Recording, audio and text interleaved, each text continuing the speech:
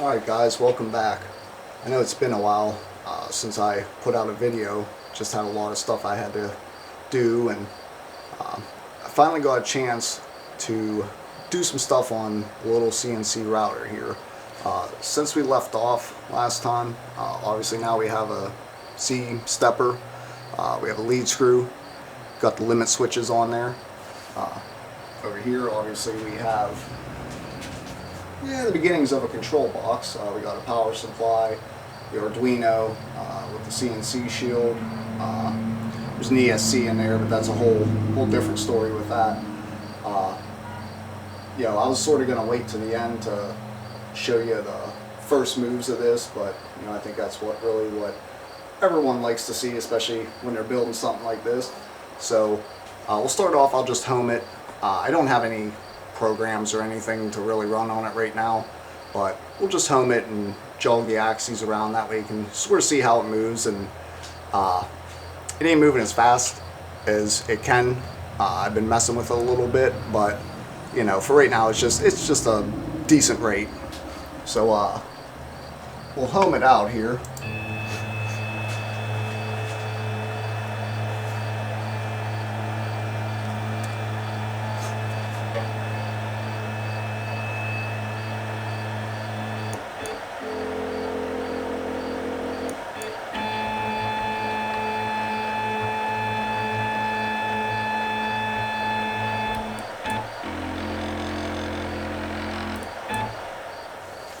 And we'll just jog the axes around a little bit.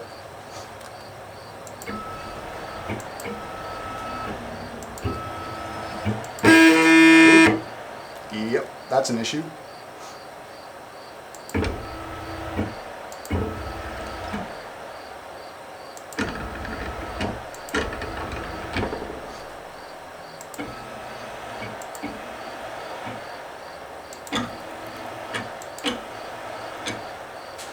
So, I know probably someone who is, I guess, as much as a perfectionist as me, is probably going to notice the lead screws sort of wiggle around a little bit.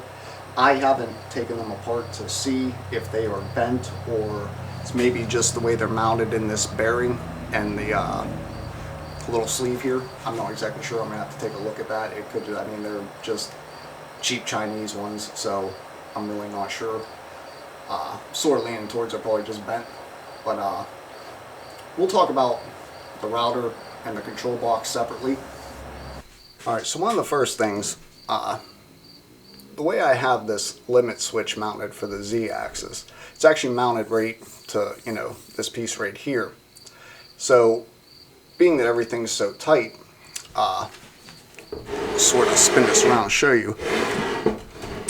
What I end up doing is I just used a piece of clear, I think it's PVC tubing, and I'm gonna 3D print a little mount for this that sort of secures this down against the back, and then I actually drilled a hole. Yeah, I don't know if you'll see. Then I actually drilled a hole up here, just coming up through where the wire sort of comes up through there, and then I'll 3D print little mounts to hold all the wiring. So that's one of the first things, is just trying to keep the wires from being rubbed and, just shorten out or whatever. So one of the other things I noticed, and I'm sure you could tell from the video, whenever I went to try to put the Z-axis back up, it skipped some steps. Obviously that's, a big no-no. That's critical. I think I may have it just the acceleration a little bit too quick. What I may end up doing, especially with the spindle on there, because it's going to be, it's obviously going to add some weight, I'm probably just going to have to mount a spring from here to there, sort of just to keep some of the load off it so I can still be accurate and get some type of speed out of it. But other than that, I had to go through some of the wires, and I lengthened them. That way I'll have enough room, because I'm actually in the process of building a small enclosure for this. It's actually made out of an old filing cabinet. Like I said, I'm trying to keep the cost down on this one. It's just what I can do for literally as cheaply as possible, and I want to see what kind of accuracy and speed and just the whole 9 yards. I want to see what I can get out of it. But yeah, as far as the actual machine itself, that's really the only couple issues I ran into with that. Okay, now as far as the control box, all this is, believe it or not, it's like, I think a 125 amp breaker box. It's like $25 or something at Lowe's. You know, obviously it had the part where it had the bus bar in there. I just took that out. But, you know, it's a pretty thick enclosure. It's the right size for what I needed. So I know it's got some extra like little plugs you can knock out, you know, to put your circuits through and all that, which I can actually use them for the machine itself. I got the little clamps and all that. So, anywho, we have one power supply in here. This is what is basically feeding the Arduino with the CNC shield. It's a 12 volt, 30 amp. That's, I think, way overkill, but, you know, I just figure I'd go overkill rather than have something, you know, losing power or whatever the case may be. We have our second Arduino. That's actually what is controlling the spindle via an ESC. You'll notice the wires hanging out here, I know, but that was for the other power supply, which basically where I'm at with that is the original motor I got, the little 4300 kV motor. Basically, it would spin extremely fast, but it had no torque. Just through some tests I went through, I knew it would never have the torque. So my thought was, if I only give it 5 volts, that would keep me around 20,000 RPM, that I'd be able to run maybe like a 1-to-1 ratio between the motor and the spindle. Well, basically, long story short, the motor is pretty much junk because it bent the shaft. It just did not have enough torque. So I'm in the process. I have another brushless DC motor. This one is a 270 kV at close to 24 volts. What I have found is that whatever the motor is, you want to run it as close to the max voltage as possible. Now, not, you know, 100% or over, but, you know, this one, it is good from 18 to 24 volts. I'm going to run it about 22.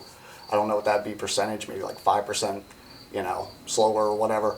But just from the testing that I found, close to the maximum voltage is where you have your most power, your most torque. I wasn't sure with them. You know, one of them things, it was just a mistake. So I got the new motor coming. I'm going to have that hooked up, do some testing with it. I'm going to have to get a different ESC and a different power supply, but for right now I'm just going to run it off 12 volts and see what I get out of it. If it seems promising, then I'll go further and get the other ESC and power supply. But anyways, back to the box.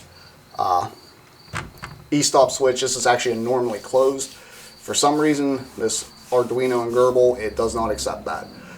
So right now it's actually pushed in, and so obviously that's, you know, not the proper way to do that. So I'm going to get a normally open emergency stop switch. As far as over here, literally just a light switch. That's just the main power. I got a 20 amp light switch. I have a little 12 volt fan that, you know, just to keep some airflow in there. Obviously the power supply has a fan. These little guys have heat sinks. If I need to, I can add, you know, more fans or a bigger fan or whatever.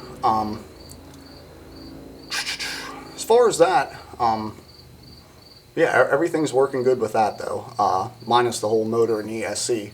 I got the programming pretty good for the Arduino, as far as arming the ESC and basically minimum to maximum speed.